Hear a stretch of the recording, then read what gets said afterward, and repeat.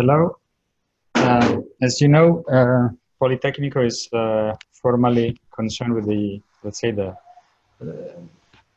WG related to testing, etc. But as we were here, it was a good possibility of networking with the other colleagues, and so when looking at algorithms also on our own, so we had a look to some management optimization models, and so we relate here to the planning in a sense. So generally speaking, several field management optimization problems have been dealt in recent years, and here we focus on one of these models particularly, which is the budget constrained fuel treatment scheduling problem, BFTS in short. So in this case, we assume that the landscape is, as we were was said also before, in general, is constituted by a set of areas, vegetation areas, and in this case, we point the attention on the fact that we would like to avoid the spread of the wind. This is also related to my question before, because I'm kind of concentrated to that. So typically, whenever you have vegetation areas which are old, we refer, by the way, to the Azure paper by Hearns and others, the risk is more important. And so whenever you have two continuous vegetation areas that are old, it is possible that whenever one of the two burns, then the other immediately get easily burned for the same reason. However, it is possible to apply some treatment activities to these areas, for instance, controlled burning. This make these vegetation area young, let's say. And of course, we assume we have some information of the type whenever the vegetation becomes old, after, say, some years or some periods of the long time period we are considering. However, fuel treatment, whatever it is, has a cost. And so for each period, for each year, or whatever it is, there is a limited budget available. So it is not possible to work on that in order to make everything young, and at the same time, controlled burning also provides problems. So it is not something that can be done, generally speaking. And the problem here is to find a suitable selection of the areas to be treated in order to respect the budget constraints, but to minimize the presence of old contiguous areas. So we want to avoid having areas in the same period that are old and that are adjacent, that are a neighbor one to another. The problem can be represented by, generally speaking, there is some comments. Can you tell me what? Zoom, you're logged in from another device. Messenger is now active. Could you still see everything? Yeah. Is it working? Don't know what happened. Okay. You typically can represent a problem by means of graphs, so we can discuss in terms of graph problems. Actually, they are planar graph and typically quite close to grid graphs, in the sense that what happens is that whenever you have a zone, you have a bunch of continuous zones, but if the number of zones is, let's say, 1,000, you are not going to expect that every zone is connected to all the other zones. Yeah, it is connected just with the close ones. And the problem have been tackled in some kind of generalization in a bunch of works. One was the Azure paper 2014, the bibliography is at the end of the presentation available.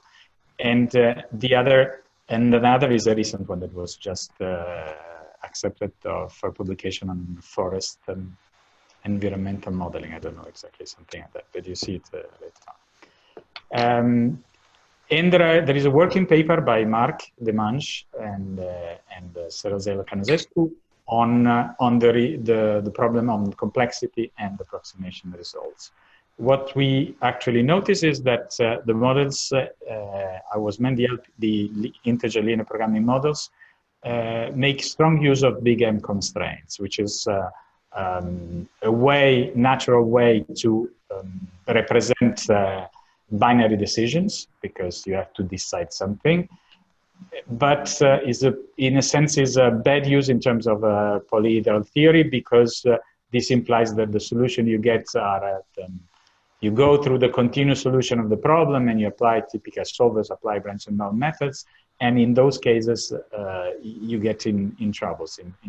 So indeed, actually, the results we've seen were limited to, say, problem with typically hundreds of nodes, maybe a little bit more than 200, but not always they reach in the optimal solution. So in a sense, they were quite restricted.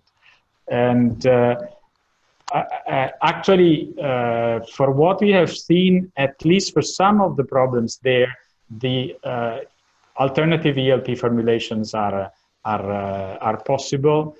You need to define if a zone, so if you consider a graph, or if you consider, let's say, a matrix, if you consider a grid graph, you can see it somehow as a matrix, then in a matrix, you have element ij, so zone ij is or is not treated on the year k, or let's say a given node of the graph is or not treated in a given year. By doing this and by adding another variable, again, binary variables of the type if a given zone, so a given node of the graph is old or is young, it is possible to avoid big M constraints. And this helps in the solution of the problem. So what we conceive is that it should be possible to reach, to apply then materialistic approaches that apply standard local search techniques, but based on ELP formulation and solution of subset of the problems.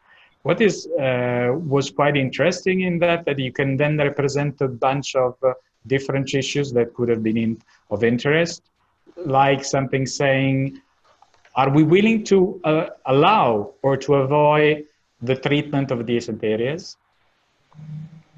And do we want to seek a minimal and maximal period of time between two treatments of the same areas?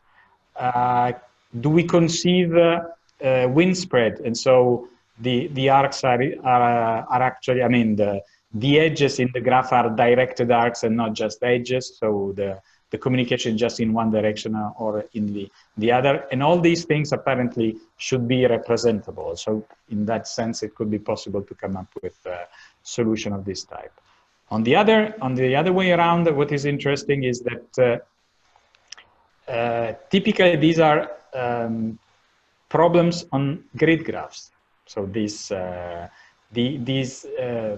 natural representation is a grid graph, and the complexity of a grid graph for this problem is not completely dealt. So we know that the general problem is hard, is NP hard, but the grid problem is kind of something we have to consider. And in the same time, it is possible to conceive also solutions which are just based on graph concepts, so applying graph theoretical components.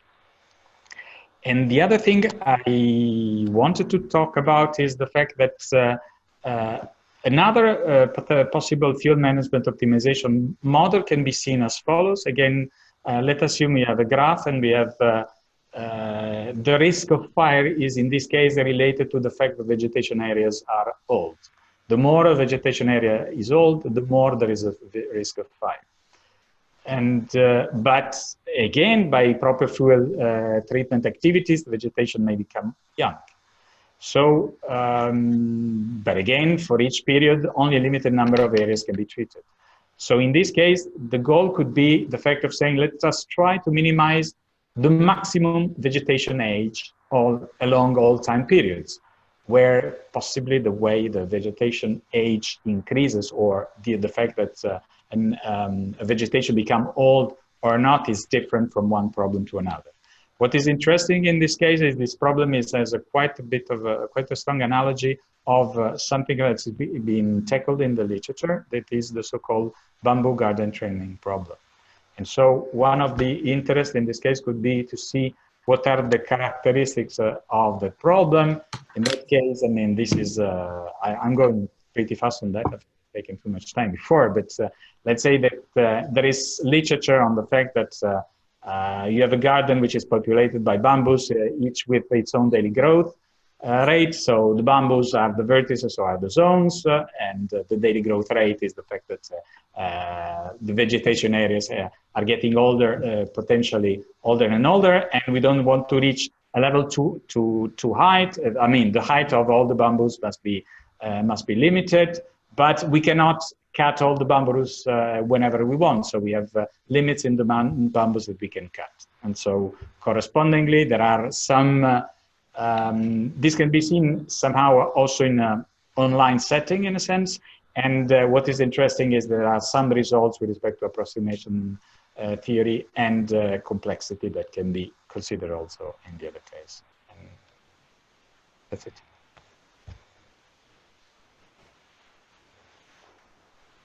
I have a question or a comment. I guess you are considering being old to being more flammable or likely to burn. Yeah. But I'm thinking it's that easy to translate that into ecosystems. As a very mature ecosystem can be quite resilient to fire or even resistant somehow. Just bigger trees will not burn as easy as younger trees, for instance. Yeah. Then when there's been a fire, for instance, regeneration will grow more extensively, so we'll have denser ecosystem, more fuel available, at least during a certain length of time. The flammability of that forest will vary, but it does not necessarily mean that will be more flammable or more likely to burn when it reaches the most mature point. I see. That depends a lot on the ecosystems, but there may be some adjustments that can be there. Maybe not reach the oldest, so the longest standing time, but reach a certain time for certain types of ecosystem that reach the more flammable condition, let's say, or something like that. Well, if you, in a sense, that's, yeah, I may assume if you put some weights on that, then you can make things such that for some zones, they can sort of grow whenever, it doesn't matter because they are very low in flammables. For others, we put different weights, and in those cases, at some point they become dangerous. And so by putting weights, potentially you may possibly model this. Mm-hmm. Yeah, maybe we need to work in an example for that. Yeah. Some Australian ecosystems or Mediterranean ecosystems that we can play with the values. Yeah. Hello, Frederica. Can you hear me? Yep. Yeah. Hi. Sorry, I missed your meeting yesterday. As you know, I'm in New Zealand this whole week. I've just been able to join you late this evening, but I think I got most of your talk.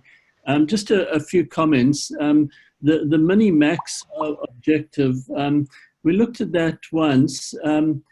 That's there's sort of debate really as to whether the mini-max or the summation over the whole time interval is better. So, for instance, you might your maximum you might be able to get at a reasonable level, but the rest of the time horizon that your planning period might be almost as high as that maximum for the rest of the time.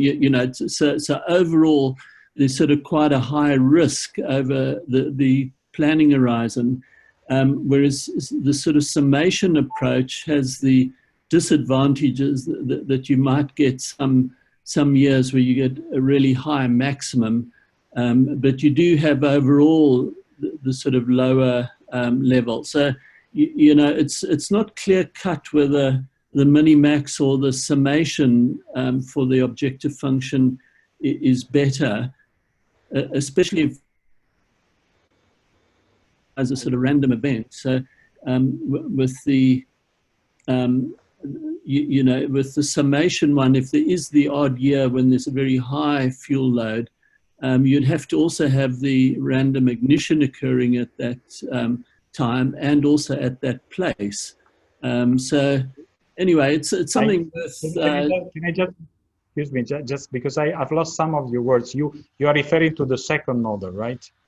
The objective function, you had a mini-max, you know, you're minimizing the maximum fuel load or whatever, I forget. Yeah, but let's say the second model I'm talking about. Oh, is that the second model? Yeah, okay, this one, yeah. Yeah. So you mean, in a sense, it would be more interesting to minimize, to have a min-sum cost function rather than a min-max, right? Well, they both have advantages and they both have disadvantages. I just really wanted to, of course, yeah. that, you know, so it's something that I have sort of grappled with quite a lot, and I can't quite make up my mind on this. But yeah, but it's not quite a clear cut that one or the other is best. Yeah, so, actually in this case, what I wanted to point out is that somehow that potential possibility of finding some literature also in a field which do not seem to be so much attached with fire prevention and fuel management. That's why, so the interesting part was the fact of having different models for different problems that can potentially adopted in our case, but I get what your point. Yeah, that's good. Yeah, that was interesting. The other thing, just by the way, in our previous models, even although we used some big M constraints, the M was actually quite small. You know, so although you still call it a big M constraint, we were able to get the M fairly small, so that I don't think there was any numerical problems that resulted from the big M. I just make that as a comment. It depends. I mean, my reference in that case was more the paper indicated here, mainly paper number 5, and in that work, for what I've seen, at some point there was the results, apart from very small size instances, reached good results, so which is pretty fine, but definitely approximating the solution in the sense that the optimal was not reached, and so I was just trying to understand whether it was possible to come up with something potentially different, and also to see different. I mean, I tend to work quite a bit on linear programming model. So it's just to say, okay, we have one linear programming model. Can we come up with a second one, which works best, and so on and so forth. Yeah, no, that, I mean, it's always nice to find a formulation that avoids the big M anyway. So yeah, I'd be very interested to see your formulation there. But no, I was just mentioning though that, well, in any case, that problem, that paper was very much a concept paper. I mean, it was the first spatial thing rather than a real one. But later we did a real landscape with 720 nodes, well, so burn units, as we call the polygons, if you like. So we were able to get, but we were limited then to 20 years. That was the only problem. So, yeah, 20 years simulations, yeah. But anyway, it's interesting. I'd like to see, have you written all this up, or are you going to write?